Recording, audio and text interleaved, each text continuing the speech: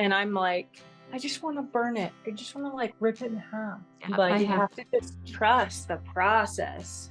In watercolor, you really do. You just have to trust that it's gonna work out. It's gonna be Yeah. okay. Keep working at it. Welcome, watercolor friends, wherever you are in the world. My name is Ashley Hawks. I am a watercolor artist based in Idaho, USA. And today I'm here with my friend and fellow photographer, YouTuber, artist, also named Ashley of Opal+Mint here on YouTube. She's also based in USA. Today I'm going to teach Ashley how to paint a pet portrait. So this is going to be kind of a two-part. Again, we've done one before. You can go check that video. I'll put the link in the description, where she will be teaching me how to paint a flower, which is her specialty. So, Ashley, I'm really excited about this and cannot wait to get started. Are you ready? I am so ready. And like I was saying earlier, I've done 3 pet portraits, so I've like dipped my toes into it. But I'm excited to hear all of your tricks and tips, and because I know you've painted quite a few at this point,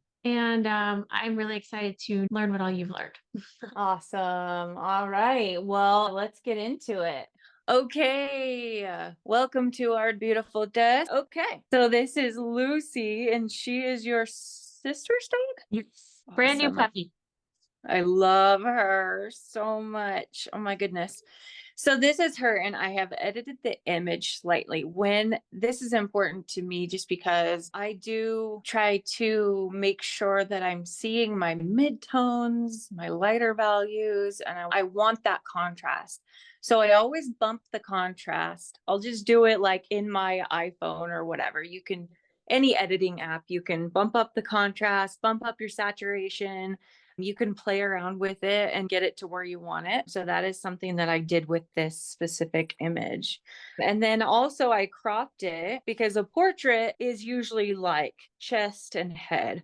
And so I just cropped it and left this area right here. This is totally unnecessary, but this is something that I like to do is I bring this photo into Procreate on my iPad. And I'll tell you why I do this. It is totally unnecessary. But when I'm choosing my colors, this is a really important process for me. So I have here a sketchbook that I keep when I'm doing a pet portrait. I will choose out my colors ahead of time. So here's like a dog that I did a couple of weeks ago. I plan out my colors in advance. I was playing with my signature there. So I am still in the process of choosing, and I decided to stop doing this so that I can kind of show you my thought process. This is kind of, it's part of the process for me, and I think that it can be really helpful.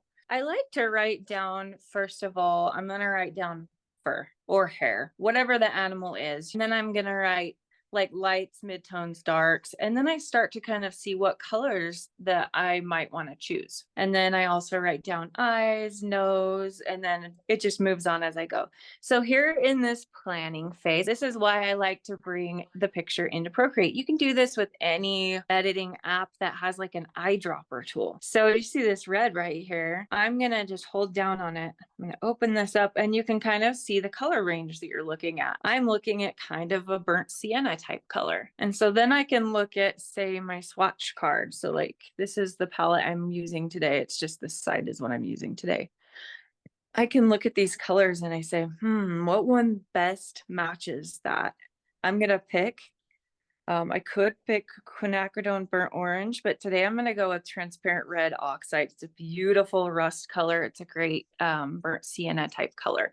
And I also know that Ashley has it in her palette. So part of the reason that I choose that, but that is one of my go-tos for my pet portrait. That is one of the colors we're going with today, transparent red oxide. Next, I looked at some of the fur, and you can pick your darkest areas. We've got like a really deep, and it's leaning blue.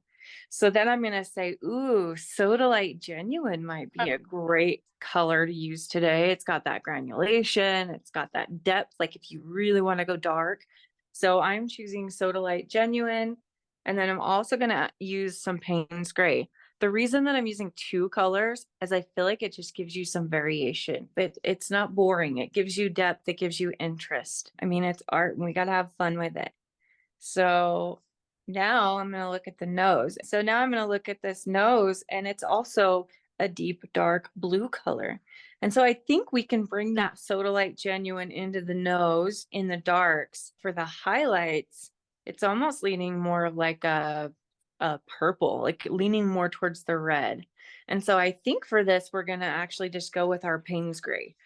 And then I always, always, always have neutral tint on my palette. It's so good for these really deep, deep darks, like the lines of the eyes. I know we're getting pixels here, but the darkest lines around the eyes, I just love neutral tint. You just can't go wrong with it. And I know you just got it. So I just got it. But I'm not so used it yet. I'm excited. such a great color. I don't tend to use a lot of black.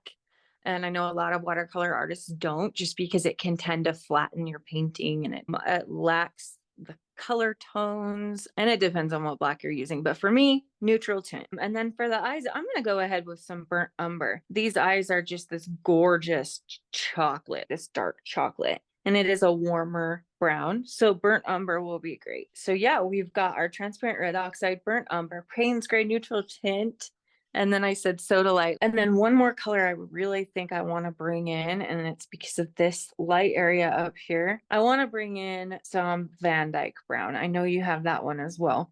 Yes. So we're gonna just have those colors ready on our palette. You said Van Dyke. Yours out. Van Dyke brown. Yep. I started to swatch that one earlier, and I thought it was the wrong color. Yeah, I love Van Dyke brown. It's really So good. And natural. if you want to warm it up or cool it down, you can add things to it. So I'm feeling pretty good about our color selection. I opted not to do the collar on this one. I generally don't do the collar unless the client asks for the collar. I've done bandanas. I know you've done a hat. The hat. Sometimes the client really, those are special things for them and they want them in the photo. But for this one, I just opted not to. We'll focus on this cute puppy. I'm excited. Yes. And so Ashley and I both have sketched our puppy out. We could make a whole video on sketching, but for today, we just really want to focus on the painting aspect. I know that Ashley likes to do the tracing method. I do as well. However, I'm going to say you do need to know how to sketch. I think it is important as an artist to like really hone in on those drawing skills. I do have a question for you. The way mine is sketched right now, this is too dark for me. Do you erase to make it lighter? I do. Okay, good. I just wanted to, Absolutely. before I did that, I wanted to make sure yours were dark. So the reason I didn't yet is because when I'm doing a video, sometimes it doesn't show up. Yeah. So just for the sake of our video today, I left my sketch a little darker. But yeah, I use my kneaded eraser that I keep right next to me. And same. Look at us. We're twins. And I just roll it kind of gently. I'm careful about the eyes though, because I have gone too far and I've lost my eye detail. So I have masked the highlights of the eyes. You do not have to do this. It's just something that I like to do because I don't know. I feel kind of like, in a way, it's lazy because then I don't have to stress about leaving those highlights. Yes, I think I'm going to walk on the wild side and not mask. Do it. I've done 3 and I haven't masked them, and I'm just really careful around the eyes. So I think I can do it. Well, we'll see. Yes, that's And absolutely you can also perfect. lift. You can lift watercolor pretty good sometimes. The paper that I'm working with is Fabriano Artistico soft press, 140 pound extra white. What are you using today? The exact same. Same paper. Awesome. Same Love this paper, same paint, same sketch. We're good. Wonderful. And then I will make sure to post the links to all the products we talk about today in the description, as well as these brushes. So I really like the silver black velvet line. These are what I'm going to work with today. I will be using this one. This one is, unfortunately, I don't believe these are available in the US yet. Just a giant mop brush. Something that holds a lot of water is really good for when you're working wet on wet and you want to just wet a large area. So I like that brush. So that's what I'm working with. What brushes are you using today? I have the silver black velvet also. Just have a size 8. And then I have a size 6 Princeton Neptune round. I really like this one. And then the hot brush is the tinter.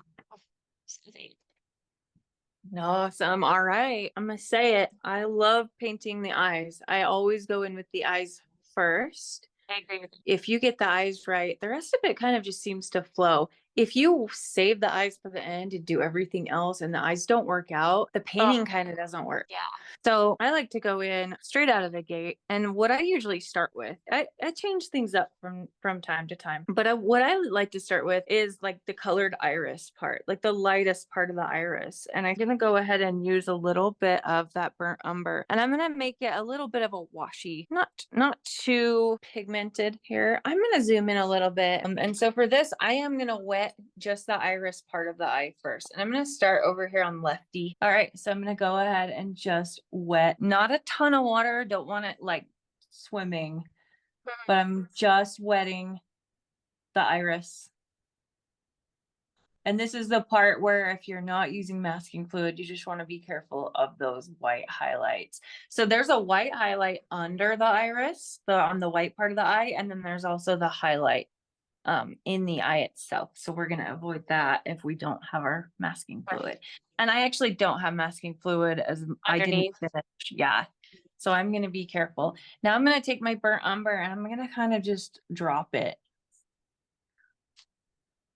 I don't like to play too much. I don't like to force the paint. I will lay the foundation by putting water down, and then I'll kind of let the paint play within that puddle and allow it to do it at once. And then while that's kind of drying, is your paint fairly watery at this point, or is it pretty? Yes. Yeah, it is pretty watery, and it's gonna look darker when it's wet. When it's wet, it's gonna look darker. Don't freak out and try to lift it. Just let it be, because you can lift it if you need to. Some paints more than others. Okay, and then I'm gonna go over to right eye while that's drying, and I'm gonna do the exact same thing. And in the reference photo, you'll notice the right eye is more in shadow. And so we'll probably darken it a little bit as time goes on, just however I feel. I don't always match the reference photo exactly. I mean, as an artist, that's our prerogative. Like, we get to choose what we do. If we decide. I have a question. Yeah. Do you at this point go ahead and cover up the pupil as well in your color? Yeah. Yeah, you can, because it doesn't matter. You're going to be adding such a dark color over it. But if you want to leave it for the sake of being able to still see it, I normally cover it up at this point because you want to layer the watercolors. But I didn't know what you do. Yeah, I did. I went ahead and covered it. Yep, I covered it right up. But in the past, I have done that, and like, if my sketch was too light, I lost where things went, and then it was a little more challenging. It wasn't like a game, like it didn't break the painting or anything. It was just a little more of a challenge. And because this eye is in shadow, I am going to add a little more pigment. So I'm going into my burnt umber, and right now I am working with a size 6 silver black velvet, size 6. And my smallest is a size 2. We'll use that for the lines, the dark lines on the eye. I think that the key to an iris, the colored part of the eye, is really just dropping color in and letting it kind of do its thing. Because if you look at an iris, whether it's a human or an animal, it's got so many variations. It's so beautiful. Yeah. So I'm going to let that dry, and I'm going to try to lift this. It's going to be covered up, but it's bothering me. I accidentally got a fingerprint. So I hear you. I've got a pink dot on mine. It's driving me crazy. It happens. And in the end, it probably won't even matter. Something I want to point out, just as a general watercolor tip, is water control is really important. I use one of these sponges. It's just a Magello watercolor sponge. Paper towels. I know artists who use a roll of toilet paper. It's just really important to have something right there. I use these. This is a cloth napkin. These are so amazing. It's 100% cotton cloth napkin from like Home Goods. I use these in place of paper towels, and I just hand wash them in the sink so that I don't have to use fabric softener, which can mess with your water absorption. So anyway, that was just something I wanted to point out. It is so important to know how to control water, and it is something that comes with time, and like you get the feel of it. People can explain it to you all day long, but until you sit down and paint, you won't know what to do. It's important to paint. All right, I'm gonna cheat. We can go ahead and dry the eyes with our heat tool, or we can move on to a different place. However, I will say that I really enjoy focusing and getting the eyes done. I really love to just get the eyes done before I move on. Otherwise, I get to like the ugly phase and I get a little discouraged. That's just me. I don't know about you. What do you think? I sometimes bounce back and forth. I don't use my heat gun a ton, but we totally can. Yeah. Yeah, I'm thinking just for the sake of time, I Yeah. usually will just walk away and go get a snack or something, but for the sake of time, I might go in a little bit. I'm looking at this eye, and I know in the reference photo, it's a little bit lighter around the pupil. So I'm gonna just add some clean water to the dry paint with my brush, and I'm gonna finesse that a little bit. And then I'm gonna Okay. take my paper towel, my reusable paper towel, as I like to call it, and I'm just gonna lift a little bit of that out. Do you see how that kind of gave it a little more interest? Yeah. So mine's still pretty light. I didn't go very dark on my first. That's great. So, That's so but okay. I feel like And it's always easy to go back in later and add more. I think I'd rather have it too light than way too dark, because dark is a little bit harder. Okay, I'm gonna go ahead and get a puddle of neutral tint going. I'm switching to my size 2, my smallest silver black velvet. Sometimes I even go a little smaller. I've got this Princeton Velvet Touch 10-0. Sometimes I'll switch to that. It's so tiny. I'm gonna go over to this left eye. We know our rights and lefts. We learned them in kindergarten, apparently. I don't know. Sometimes I'm like, wait. And I'm going to go ahead on this pupil. And as I'm looking at the reference photo, pupil kind of comes down and then it goes to the side here. Have you ever zoomed in? I'm sure you have as a photographer, but have you ever zoomed into an eye and you can see your own reflection if you, you know, yes, or whoever took the picture? that's actually me in the reflection of that eye. That's so cool. That is so cool. I'm also going to start adding this neutral tint, and I'm going pretty concentrated. I want this to be dark. So I'm just going to go ahead and start going around the eye where all the dark is. So under the eye, and we're going to feather that out here in a second into the iris a little bit. Van Dyke Brown might be good for this as well, because you can, it's a little more warm than neutral. So if you want to switch to that too at some point.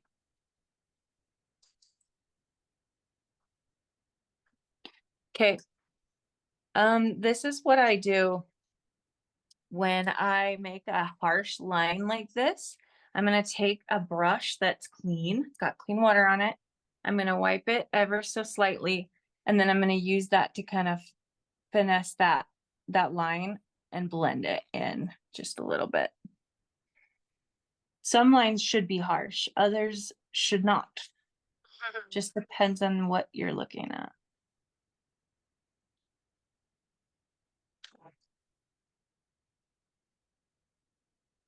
I already love your eyes so much. Thank you.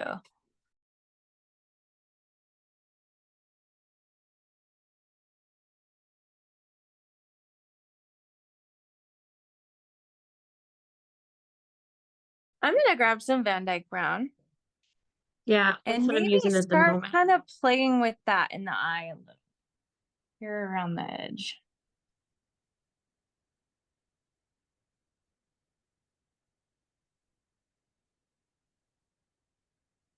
This really isn't a hard thing to do. It's people often say like, oh, pet portraits, animals are so hard. And I think, you know, this last winter, I taught a group of kids from age 12 to 18, and they blew my mind. These kids we painted tigers, we painted German shepherds.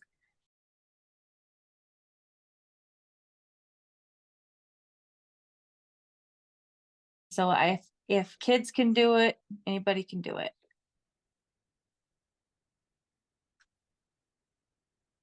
So now I'm just kind of dabbling, dotting it in. This eye looks like the dog, the way I've got it right now, looks like the dog's a little bit high, but we know better than that. And the reason is because I have not added the dark above the eye. There's kind of like a dark shadow that I'm going to go ahead and add. I'm going to add that right now. And Ash, how are you doing? Good. It's always so weird to look at it in person, and then I look at it on the screen and it looks so different. Like in person, when I'm like up this close, I'm like, oh, it looks awful. And then I look at it on the screen, I'm like, oh, it's not that bad. Yeah, I will often squint at my painting. Like Yeah. I'll just kind of blur it with my eyes, and that's how I know. That's just how I gauge it. It's the So, weirdest thing. So seeing it on screen always looks super cool. so in that sketch, where you had the part with the lines above the eye, is that whole Yeah. area dark? Yep. So that whole area, do you see I just painted that in? Yeah, that right there. That's gonna be all neutral. Yep. Okay. And I actually mixed the tiniest bit of Van Dyke brown. I don't know Okay. why I do. I just will start mixing and playing with color. Okay, now I'm gonna go around the outer underneath eye part. Just going in with that neutral tint very carefully, because this is a really thin, I think this is a really thin line. I regret my masking fluid on this part because it's not really in the right spot. Sometimes that masking fluid can be annoying and So not you did put helpful. masking fluid on the under I eye? did slightly. Mm. I did, like I started to, and then I was like, so there is a slight amount and I could have pulled it off, but I just didn't. Okay. Okay. You're doing good. Yeah. It's always interesting to see how see the shape looks different. How different people paint the same thing, even if they're using the same steps, it's always gonna look a little different, you know? Oh yeah. Yeah, totally. And you just wait. Just wait until you're teaching me a flower, because that is so not my Well, and area. that's funny because your eye was done and gorgeous, and mine, I go in like lighter layers, I think, because I'm afraid to mess it up. And so like I still have some building to do to get to the depth that it needs. Yeah. No, that's Um, awesome. I love that you're taking your time in layering. My pet portraits used to take me like 9 hours, and I couldn't do it all in one sitting. So it literally would take me 2 weeks to do it from start to finish, because I would do a layer and then I would like leave for a day and then I come back and do a layer. And so yeah. and I, after doing so many, I don't know how many I've done. If I actually sat down and counted. But after doing so many, it started to become, I mean, you paint an eye enough times and it just becomes like second nature. Yeah. That's how it is with, I guess, anything you paint, because with flowers, when you paint the same kind of flower over and over, it just becomes a lot easier just to do it, especially like I was talking earlier without sketching. I couldn't do a dog without sketching ever, but flowers, yes. Well, flowers have that more organic nature to them. Yeah. Whereas like an animal, especially an eye or a human being eye, it's a little more precise. Yes. Especially if you're going for that Mm, realism. yeah. I don't like mine. I am moving on to my right eye, but I'm slowing down a little bit. For the sake of time, I'm feeling a little bit like maybe I need to hurry, but I'm gonna just slow down Yeah. a little bit, because this is the part I feel like is the one you should take the most time on. I feel like the black above my eye is like way too thick, and I don't know what I did. Maybe my sketch was slightly off. Oh, you think it's too like tall? You Yeah, could lift a little bit off just that top area where it's that's what curved. I was about to try to do. Yes. Yeah, you're awesome. Like like I told you, I have erased an eye, so I know that I can fix it. And I mean, that's gonna have paint on it. As long as I can lighten it, we're good. That is one of the reasons I like the neutral tint, is because it does lift. Yeah. Yours looks like it has a beautiful black winged eyeliner.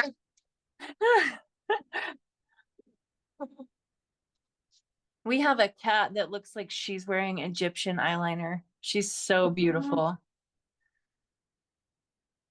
I've painted her so many times. Maybe it does go up higher. I think it's just I need to paint the rest of it around it to make it make sense. I think it was probably fine. Yeah, I agree. I think that once you start adding everything else, it'll come together. One thing I've always told my sister is when you get frustrated at something, move on to something else for a minute. So Yes, that is I'm the gonna do that. best advice. I love that. All right. So on your other eye, you've been using did you use Van Dyke? Yes. I started with the burnt no, I used the neutral tint for the darks. Okay. But for the iris, I started doing burnt umber, and then I was like, ooh, it's a little too opaque when I do it that thick. So now I switched to the Van Dyke. Well, I mixed a little bit of burnt umber with Van Dyke. I'm trying to darken it because Yeah. this eye is in shadow. It's like black basically with a highlight. Yeah. Yeah. And Sometimes, I may yeah. not make it that dark. That's awesome. That's Yeah. awesome. Yeah, sometimes I don't do it exactly how it is because I want to see that eye. Yeah. Yeah, I did a tiger last last February. I did a tiger with my class, and the whole one half of the face was like completely in shadow and it was black. And I was really scared, but I did it and it ended up really cool. So I think it just depends on what you're going for. Yeah. Hmm. To me, the hardest part of a dog specifically is the lighter area under the eye on the fur, like the light Yeah. highlight. I don't know Yeah. why that part is such a challenge for me to Well, keep because that. you don't feel like it's supposed to be like that because it's actually black Yeah, fur. Like, why am I doing it white? yeah, yeah. Being an artist, especially watercolor, sometimes I feel like I have to turn my brain inside out and look at things so Yeah, differently. I agree.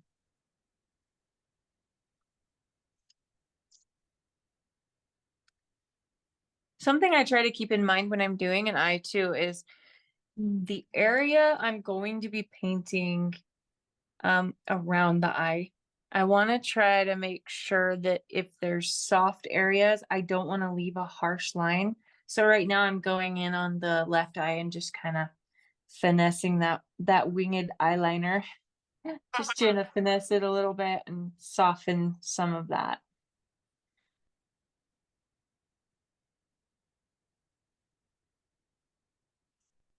That's one of my favorite techniques that I'll talk more about is that where you go in on dry paper with like really thick dark paint and then you take water Blend and it. start blending it out. It's just, oh, Yeah. love it. I am gonna go ahead and take this really light wash that I just accidentally made Okay. and just go under that eye. With neutral? Yeah, it's like the neutral and the Van Dyke, that little kind of how I mixed it, and it's just super, super watery.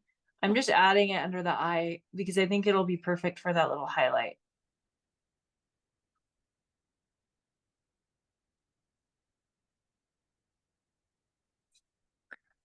So when I've done pet portraits, especially this kind of section on the face and stuff, I I do the majority of it wet on wet.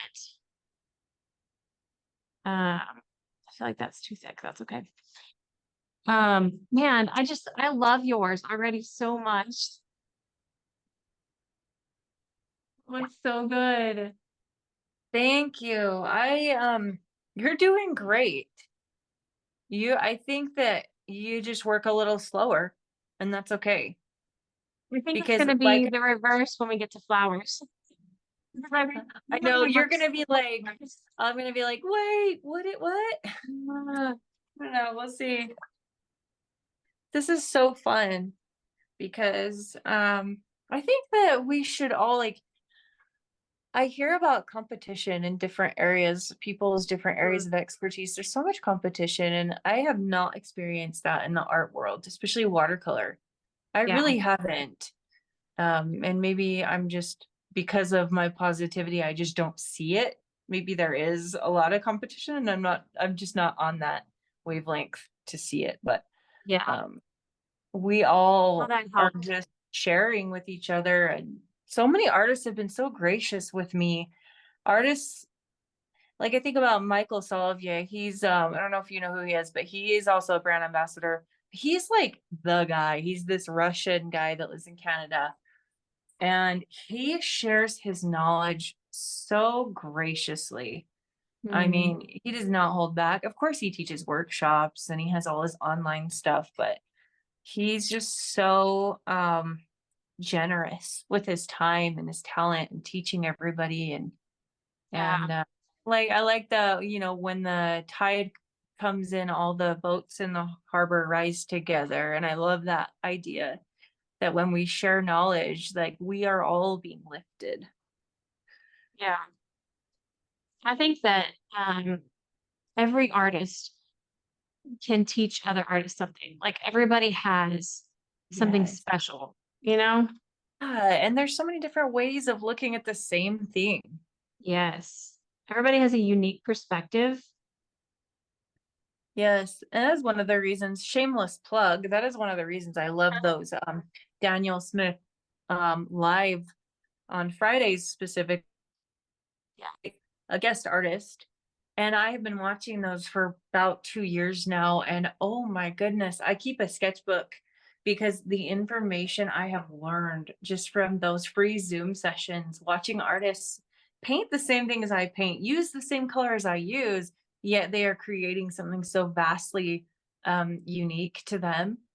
Yeah. And it's incredible. Okay. So at this point, let's see, where is the palette then? Um, I would go in and do something with my highlight in the eye. Yes, that If would I be was great. Yes. because I think that's what's throwing me off at the moment. It looks Yep. so stark white, and yours has a masking fluid on it, so it looks more Yes. dull. Okay. Okay, I, you work on that. I'm gonna dry my eyes and I'm gonna take off my masking fluid, okay. and then we'll work from there because that's a good point. The highlight rarely is just this white blob. Highlights Yes, have variation, they have it color. looks flat now. Yes. Okay, I'm And gonna go yours, ahead, dry yours are this. just like reaching into my soul. Adopt me.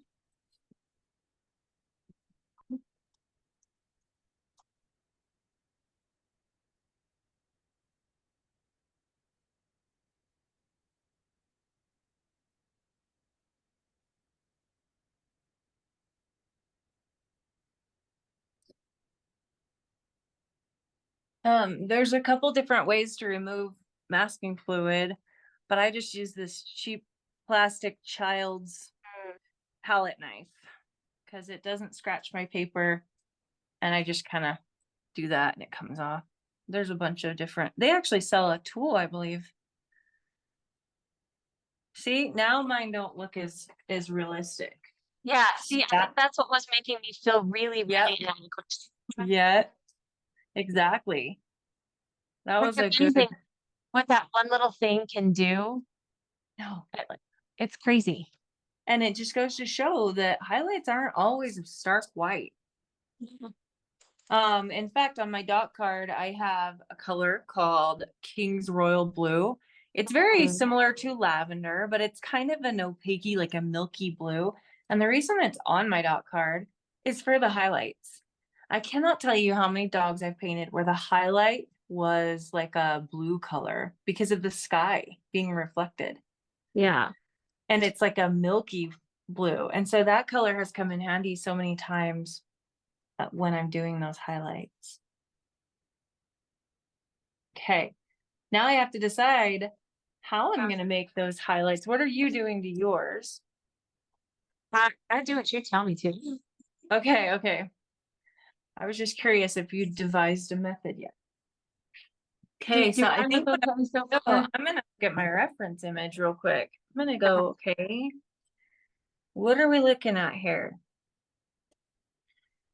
So when you're looking at something round, like an eye, it's not gonna be all flat white. It's where it curves, where the shadows are gonna be, it's gonna be a little bit darker.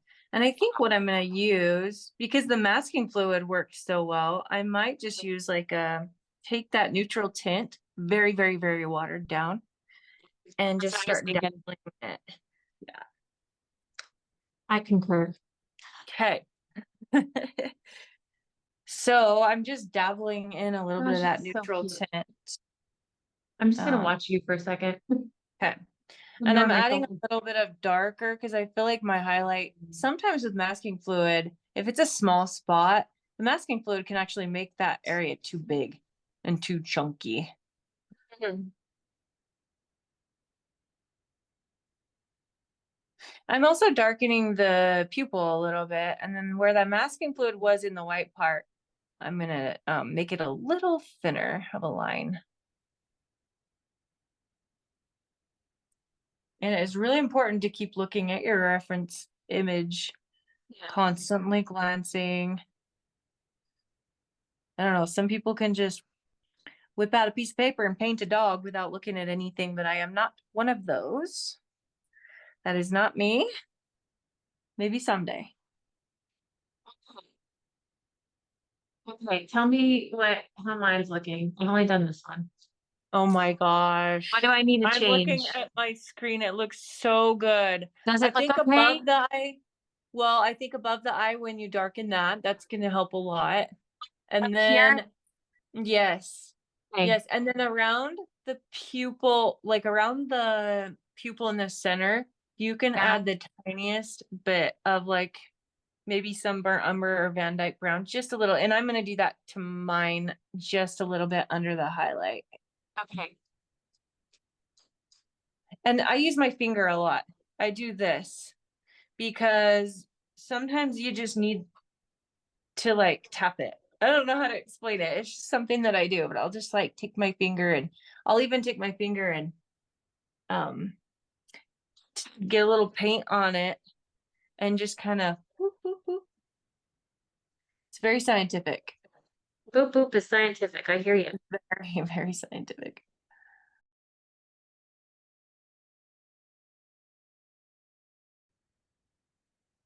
Yeah, I feel like I should take a step back and look at it because I think my Yeah, highlight's still too white.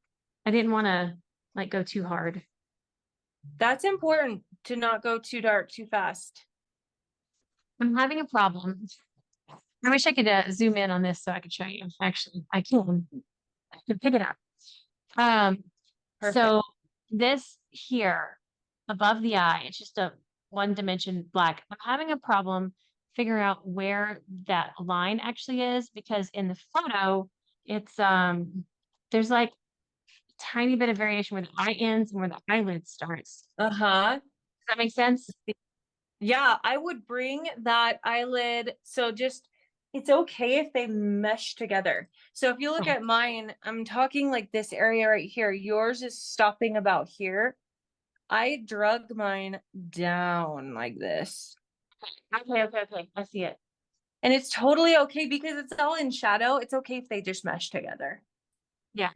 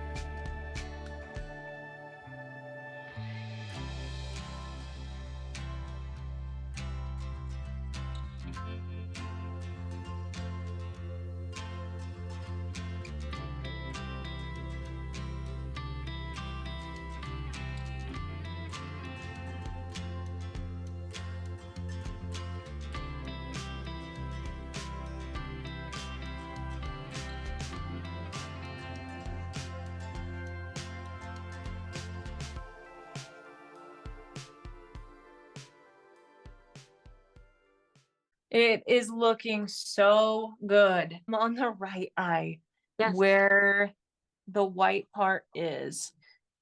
You Yes. might want to bring your iris and cover up just a little bit of that inner Here. white. Yeah, right there. Yep. And I'm gonna just kind of like Tone it make down. some of that, like tone that down a little bit. And right now it looks really dark, but this neutral tint water is really diluted. It's just basically dirty water. Yeah. Because the white part of the eye is rarely white.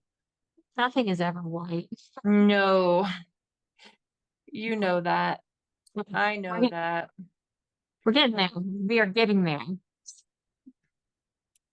But I think one of the really helpful things is to get your hands on an editing software of some kind and really zoom in on your picture.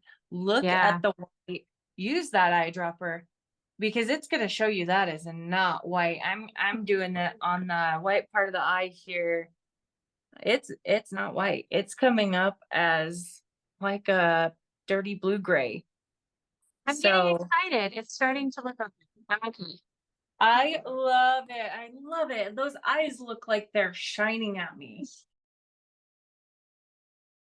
And sometimes as your darks dry, you're going to be like, ooh, that's not as dark as I wanted. So you can just keep layering. Yeah. And that's what I love about watercolor is layering. It makes it, I don't know how to, I don't know what I'm trying to say. More Yeah. three-dimensional because you're layering. Depth. It gives it depth. Yeah, that's the word I was trying to find. Yeah, I know. I totally know what you're talking about. And that's the thing. You can watch YouTube videos all day long. You can swatch your colors out, but until you get in there and you start making mistakes and you start Yeah. trying, like you're not gonna get it. You have to do it. Unfortunately, I see a lot of people that just binge watch and maybe they can't paint. Maybe they have something going on in their life where they can't, and that's okay too. But if you really want to understand what we're talking about, there are just some things you cannot put into words. You have To to just feel do it. Yeah, you've got to do it. And you got to mess up. I think every time that I do a failed painting, I try to look at it as, you know what? There's one bad painting out of the way. I learned so much from this, and now I can like start over, and now I know what not to do. So valuable. You have to give yourself grace because this is just fun. It's just for fun. It's not supposed to be a way to measure your value, in the world. It's just and it's supposed to be fun. And if it's not fun, then maybe you need to look at your mindset and say, am I looking at this? Or am I taking this too serious? Or am I yeah. placing all my value on whether or not my art is successful? And yeah, it gets frustrating. There are times where I'm like, why can't I figure this out? Yeah. What am I missing? Even when you know, you're like, I know what I'm doing. Why am I messing up? Sometimes it's your brain. You need to reset. Yes. Yes. Sometimes you just need to swatch. Like there are times where I'm like, you Yes. know what? I need to just go play with color and have fun. I'm going to show you a technique. For this first part, I'm switching to this tiny size 2 brush, but I need you to have your next size up waiting in the wings with clean water on it. Ready to go. I'm going to put mine here. So I'm going to take a pretty dark wash of Payne's Gray. We're not going to have a ton of water in it. So first what I'm going to do, so you can see that on the reference photo, the bottom part of the dog's nose is the darkest part. I Yes. don't know why I do this, but I start with the line, and you can't really see the line on the photo, but I know it's Yeah. there. So I'm just going in with dark color, and Okay. I'm lining all the way down. I'm gonna watch and then paint, okay? Good. And then I'm gonna go line this side. I'm not gonna do too much because now I'm gonna grab pretty soon here. I'm just dotting this area because I don't want a harsh line. The inside of the nostrils is going to be really dark. So Yeah. I'm going to go around that for now. I'm going to leave that Okay. because I don't want to lose it. I've lost it before and I don't know where to Yeah. put the nostrils. That's the worst. Yes. Okay. So now I've outlined it like I'm a little kid doing a coloring book or something. I'm going to take let's see. Nope, that's this one. I've got some clean water, not too much. And I'm going to start just finessing it out. I love doing this. Yeah. I'm pulling it out. And if you let it dry too long, it's a little bit hard to do this. And I've got.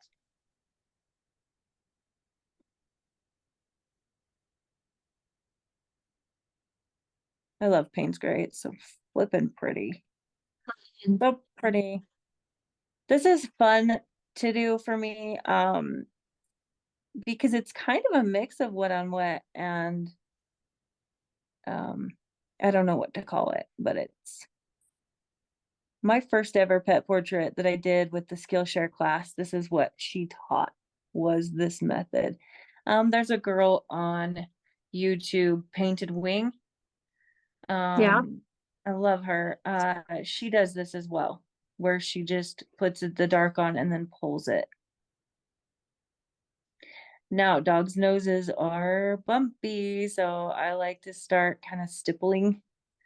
You can see that the top part of the nose is like the lightest. So I'm kind of just playing. And then I'm going to go back in. I'm going to grab some more of that same mixture that I made, and I'm going to start dropping it in.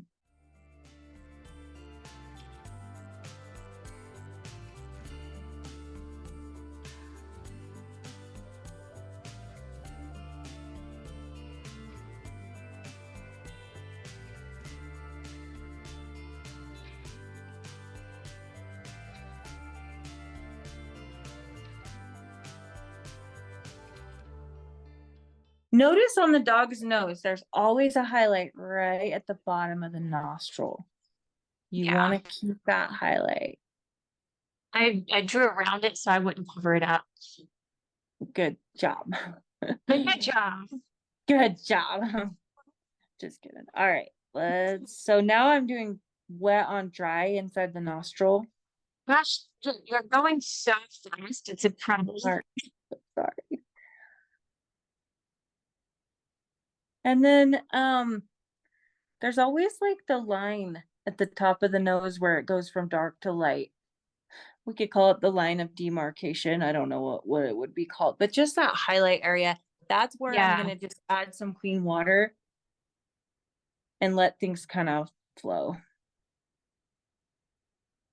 Yeah, see, I think that I go more timid and don't go dark right away. And I think I don't know if that's a bad thing or a good thing. No. I guess it's just a thing. It's just what I do.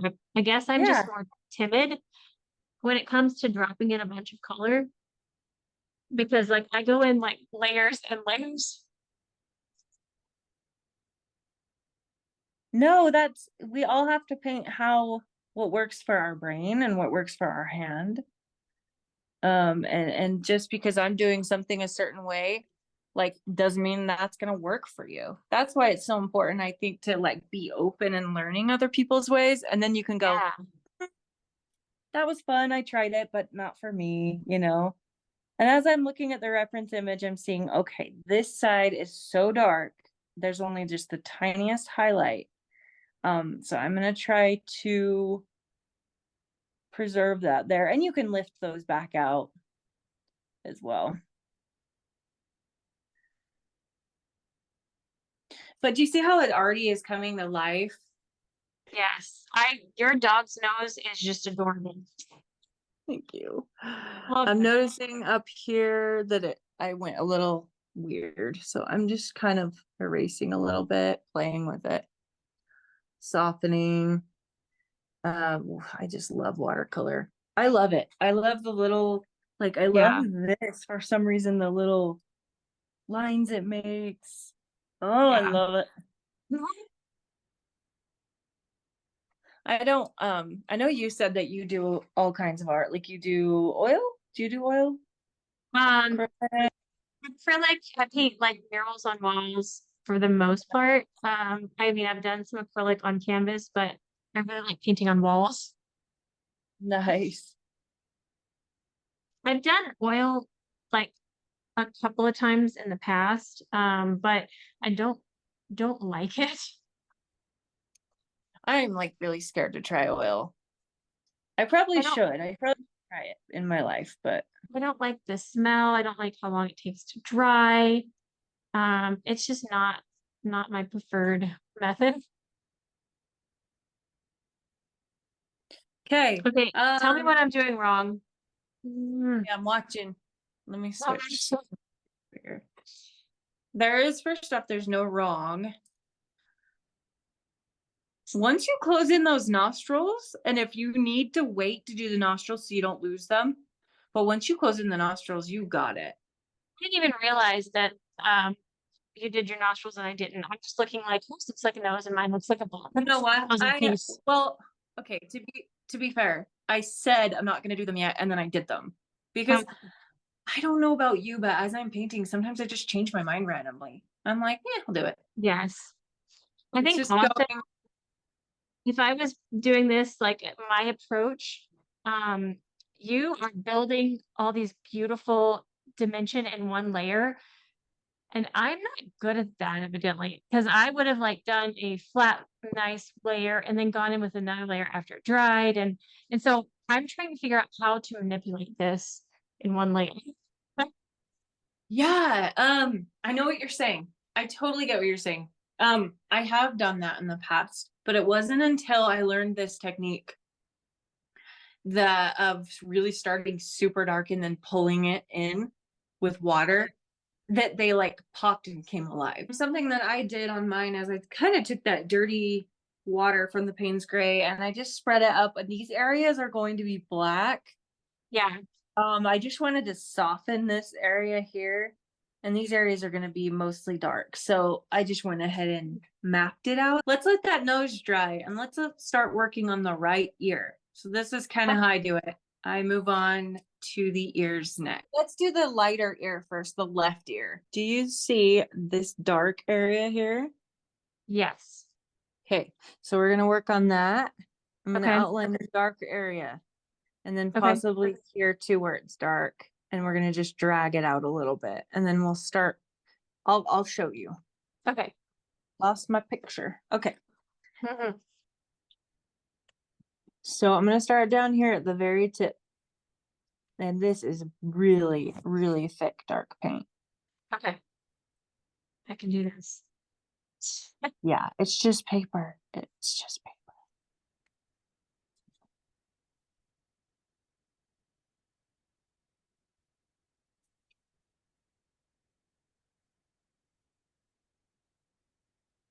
And like I said, when I do this technique, I have to be careful not to do too much outlining at once, because if it dries, it's harder to soften it. I think that's what happened on the nose. I stopped and listened and I didn't do it right. You know what? That makes a lot of sense. That's probably what happened. 'Cause I've done that too. I'm like, oh crap, now I can't soften it out. And sometimes grabbing a stiff brush will help. Okay, I'm gonna go ahead and soften that out. I've got a little bit of a bigger brush now. I'm using my 8. And I'm just Okay. gonna start where I first started. And I've Okay. got quite a bit of water, so I'm gonna dab a little water off of that. But I do want the paint to flow. So I want it wet. See that? Oh, I love that.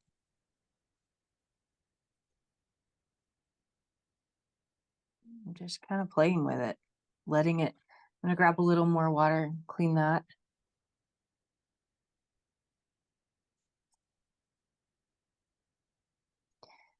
Just letting it play, letting it. I love Sodalite. Oh, that granulation. And it's so funny because people will say you have so many similar colors on your dot card. Because I've got Payne's Gray and I've got Sodalite, and they're very similar. But if you Yeah. really look at them side by side, they're different. So the granulation in the Sodalite is like a different kind of granulation. It's like chunky. And the Payne's Gray is a little less blue. So yeah, I have swatch cards that I could show and compare. You could see the differences. So it just depends on the type of granulation that they give, how transparent they are. Okay. And now I'm going to take water and just let it kind of.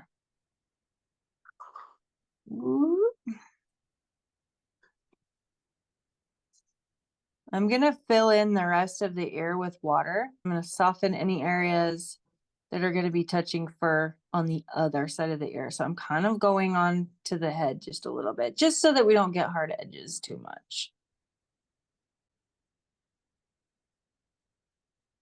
Does that make sense? Yes, ma'am. I kind of just realized while I was doing this that I do the exact same technique, but in reverse. Now All right, let me so you do explain. your light wash first. Well, like I told you earlier, I do wet on wet. So Mhm. I will wet the ear and do an outline and let it blend Yeah. into it. So I love it. I do it that way. I feel like I have a little more control, even though it's an uncontrollable kind of thing.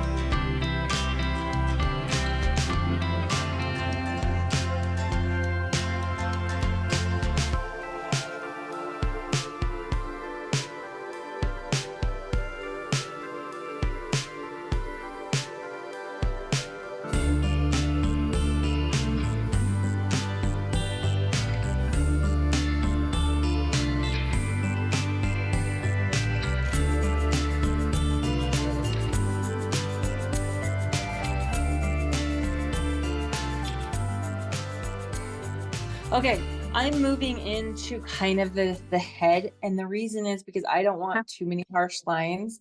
And now that this one, I'm gonna leave that one dry for a minute. I'm gonna just go check on the other one. You can tell if your painting is dry. If you're brave enough, you can kind of touch it, and if it's super cold, it's usually still wet. You can also look at it on an angle and see if there's any shine, but sometimes like this is still wet for me. Let me demonstrate that there's still shine on that left ear. So, oh, I just made it, the colors run. Oops. Oops. So when you have something like that happen, don't panic. Take a brush and just like use it as a mop and mop it up. Okay, so I think what I want to do is start, let's add it above the right eye here. I'm just gonna add some water, and we don't Okay. want harsh lines, so it's okay if the water doesn't stay within those lines that we drew. Okay. I'm gonna make mine just slightly bleed out. And then, yep, you're going in. I'm just dropping it in like this, letting it bleed. Oh, I love this color. Yeah, that is a beautiful color. Oh, it's so Mm, cute. I love it. The This is spots add so much personality to the dog. I'm Love it. gonna use my big old brush just for funsies. Yeah. Get in there.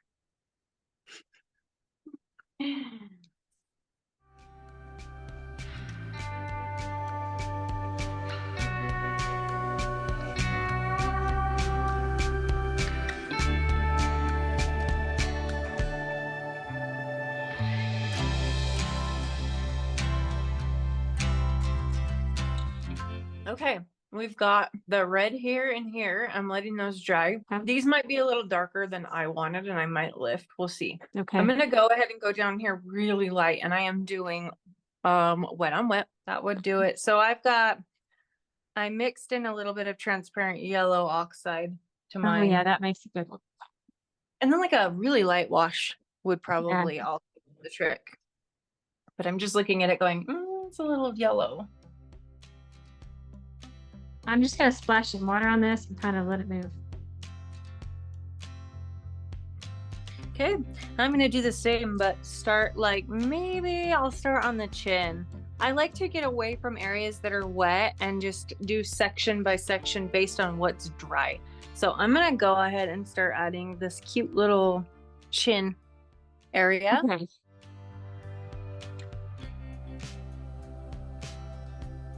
Well, those two together, it does make it like black.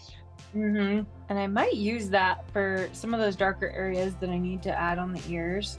Because I will go back in and be like, all right, where's the darkest?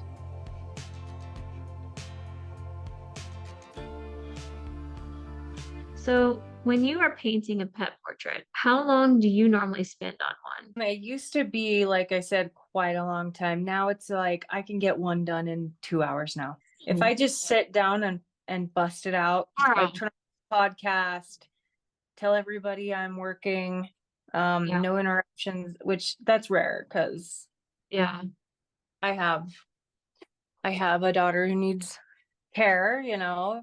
She depends on me. So, but like if my husband's home, a lot of Friday and Saturday nights, I get a lot of work done.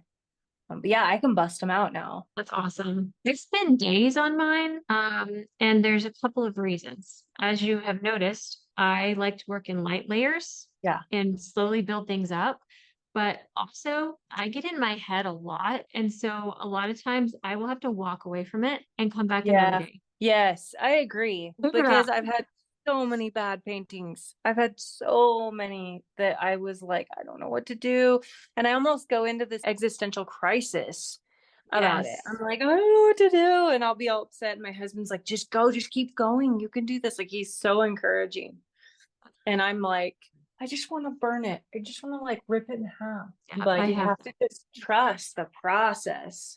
In watercolor, you really do. You just have to trust that it's gonna work out. It's gonna be okay. Keep working at it, and then you gotta know when to quit too.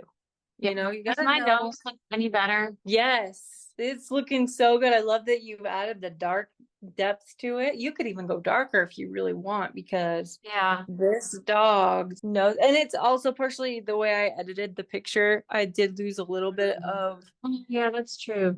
Mid-tones, but I'm not super worried about it. And you don't have to do it as dark as it shows. I have had to lift highlights back out on many, many noses. So I don't stress it. I'm like, you know, if I go too far, we can lift. I try not to. It happens. And sometimes it looks really nice to lift on a nose. So if you look right here, we want the muzzle to pop out. So these are your light tones. To make this pop out, we've got to darken here. We can add some burnt umber if we want to darken those and add some dimension. And you can also try neutral tint. It could be risky. I don't know. I have used neutral tint for shadowing. But because it's kind of it's a neutral dark, it can dull things down and it can make things look dirty. So you just have to experiment. You have to be willing to go there. I actually just mixed transparent red oxide and neutral tint.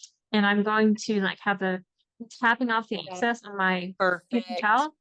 And then I'm going to try to add a little. I'm going to follow your lead. Let's just see what happens with that. I like it. It made almost a burnt umber color. Yeah. Totally works. Okay, cool. Good call.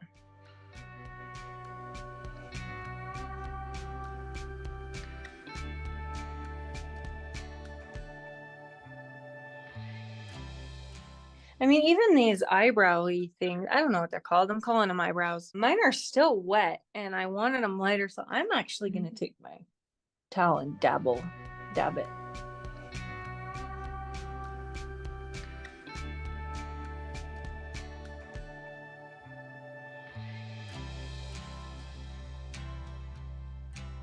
I think I'm ready to start adding in some of those light tones around the eyebrow here. And I think I might just get the whole thing wet and start adding in some light gray. You're going to use neutral tint? I'm liking our mixture of the Sodalite Van Dyke, but you can do whatever you feel. –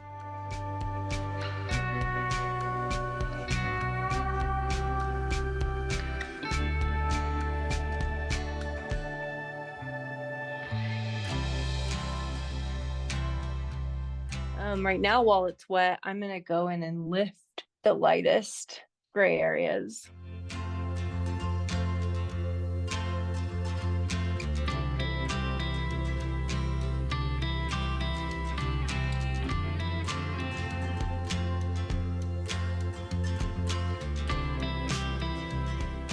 So now we're just working on those, deepening these little shadowy areas.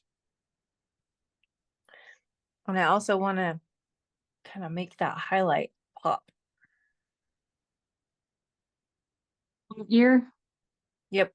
Something you'll notice as you do more and more of the same animal, you start to notice like their ears are very similar. Yeah. I can't tell you how many dogs I've painted with this dark area here, this highlight, and then you've got like the darker area. And so the more you do, the more you become accustomed to like the best way to approach it. Yeah. You get familiar with it. Yeah, just like a flower. I'm sure that that's the case for Yeah. you. You start Yeah. to go, oh, okay. And sometimes when I feel like I'm overworking it and it's starting to look too controlled, I'll just start dropping the color into the wet rather than trying to push it around. Yeah. Kind of what I'm doing here. So I want to darken it, but it's starting to look too contrived, like I'm trying too hard.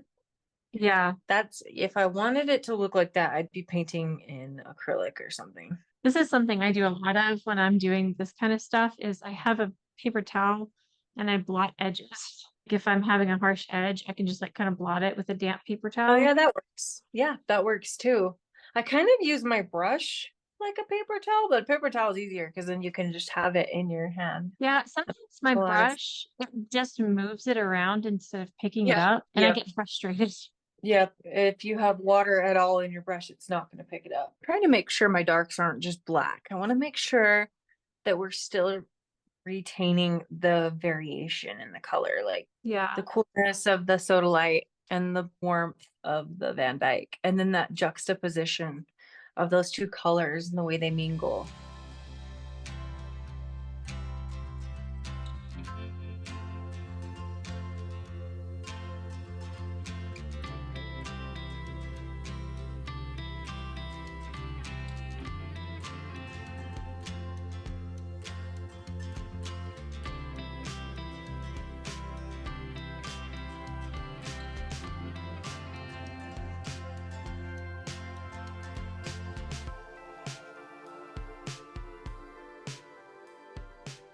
All right. Yours is looking good too. I need How are to you switch. feeling? How are you feeling? Good. It's gonna come along. I'm just trying to focus on those. Okay. So under the eyes on each side, there's a dark area. So that's kind of where Yeah. I'm at now. Is like, let's get that dark area in.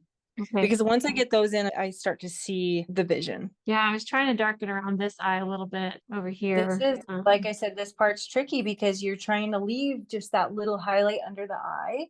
And it Yeah. is a little bit challenging to get that. I don't know. It's almost like you'd have to wet your paper and drop those in at the same time. I'm just thinking like in the future, what could I do differently? I love that you learn from every time you paint too. Yeah. And I think that that's a huge valuable thing. But if you're in a negative space where you're just like, I suck, I can't get it. What is my problem? I think that staying curious is huge in art. Like, stay curious. What is it that I'm doing that's making it look like this rather than beating yourself up? We actually just did a video talking about sketching anxieties and how Yes, to combat I those. saw. And so, yeah, it's along those same lines.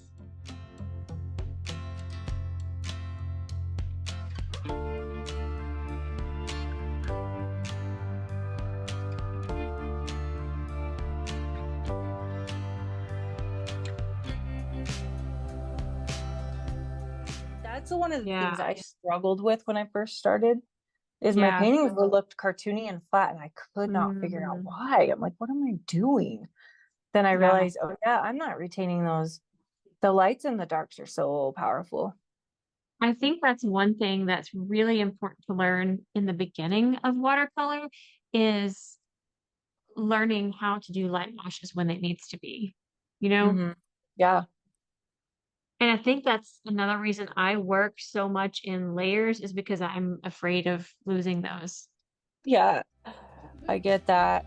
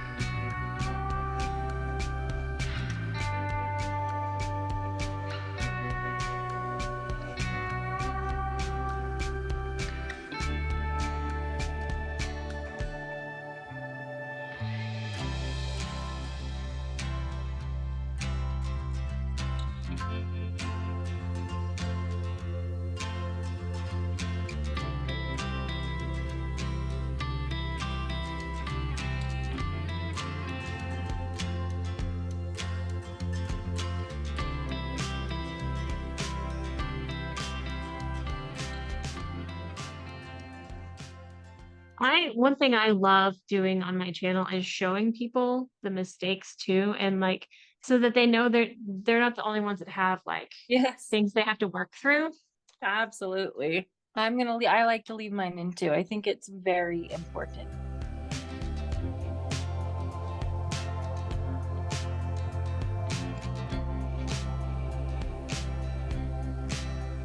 I lost some highlights here, but we're gonna lift, and this is a great time to show Yeah. lifting.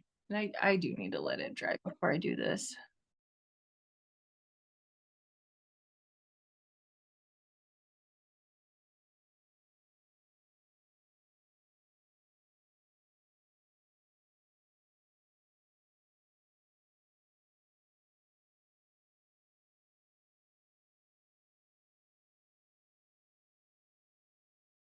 So I'm at the point where if I was doing this on my own, I am at the point where I am frustrated and Yeah, would walk away for a while.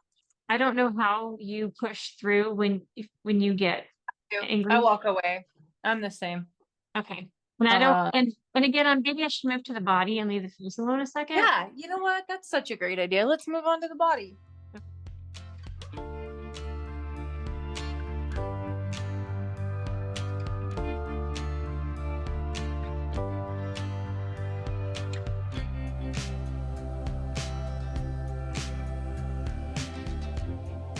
And I've had clients, like I think that you can play with color as long as you get the eyes and like any distinguishing features that an animal has, as long as you have those and you get the eyes and nose, because a nose is kind of like a fingerprint, like a dog nose specifically.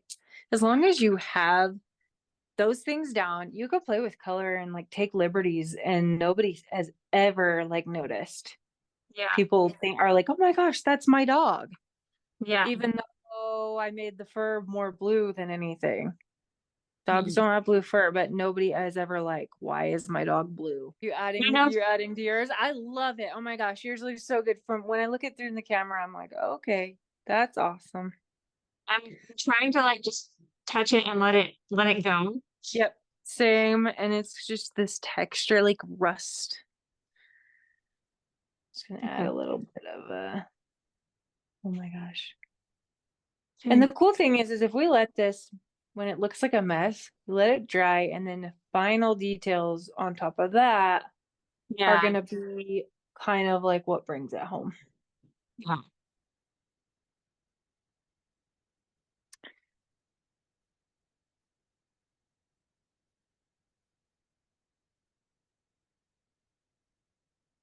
Oh, buddy, this is so fun. Okay. You starting to feel better about it? Um, sections. Okay. The the under eyes and the top of the nose part, I'm still I mean I haven't touched it again, so but I'm hoping I can fix that because it doesn't look the greatest for me. But You I'm with will. you with You this section. totally will, because you haven't gone too dark. You will be just fine. Okay. I'm losing the mouth because the body's bleeding into the mouth that I created. Dang it. Too much water. Holy crap. Water control. Woo, okay, time for some gravity. Oh my gosh, it's too much water. See, people? This is what too much water can do for you. This really does show you that it's a process too.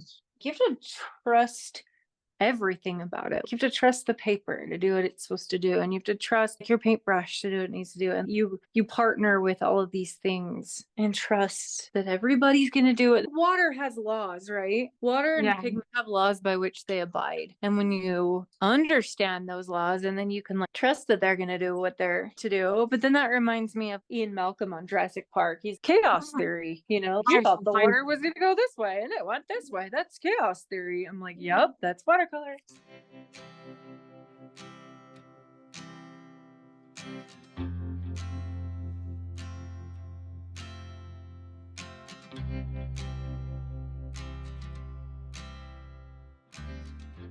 Nice. Perfect. Okay. So I've just added some splashes. I like what Ashley's looks like. That is so pretty. Okay, I'm thinking of something you can do is this area between the eyes is always a little darker. So maybe you could darken Okay. there.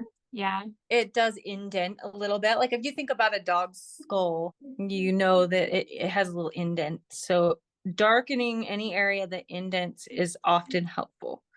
I'm going to do that a little bit on mine too. Yeah, that'll help shape the nose too. Just a little. Yeah, it helps the nose to kind of pop out, gives it that depth that we're looking for.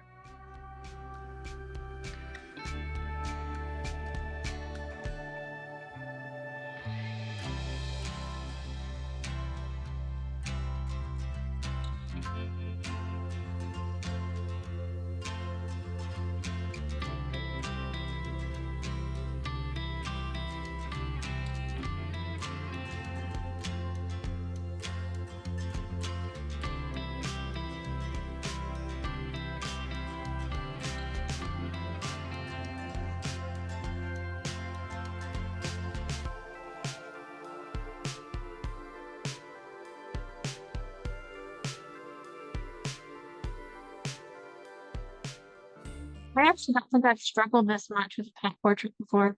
Isn't that funny? It's probably because it's a different like way of approaching it. Yeah. But I'm struggling a little bit too. Like this is my specialty and I still have times where I struggle. Do you normally pet puppies? Yeah, I don't know if I've ever done, I don't think I've ever done a puppy, come to think of it. Because their proportions are a little different. So maybe that is throwing us off. I don't know. I don't know. I'm not worried about it though. I think it's going to be just fine. I think we're going to be like, what were we worried about? This turned out great. And then I think also we're feeling pressured about time a little bit. That's probably part of it.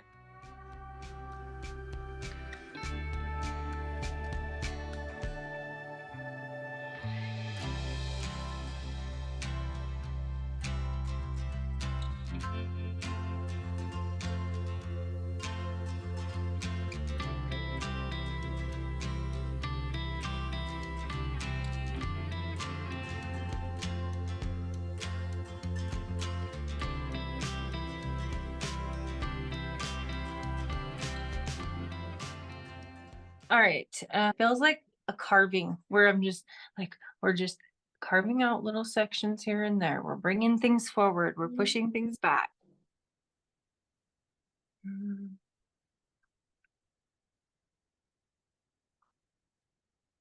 I think this is gonna be fun to watch our side by sides of us just kind of fiddling around. Oh, yes, I am excited because I'm like, I'm glancing at yours, but I'm not looking at mine on the video. I'm just looking at, maybe I should be because I'm like not even in frame.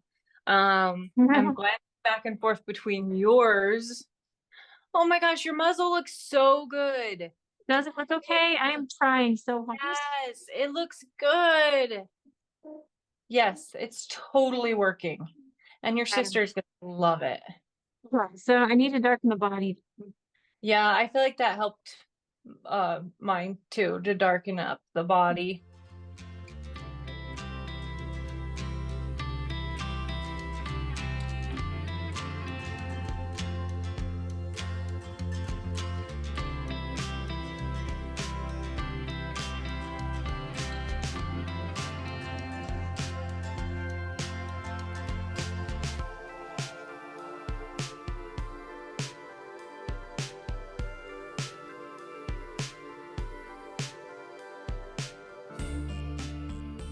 right, everybody, we finished our paintings somewhat. We might fiddle around later, but this is how much we could accomplish in the time frame that we had.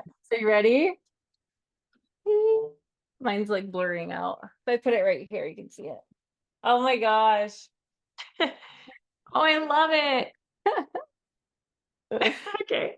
Thank you for teaching me. No. This was Yeah, amazing. of course. And thank you. That was fun. Thanks for the patience with the process. Yeah, yeah. I feel like we had some struggles along the way, but turned out good. Yes. Yes. So cute. Like a journey.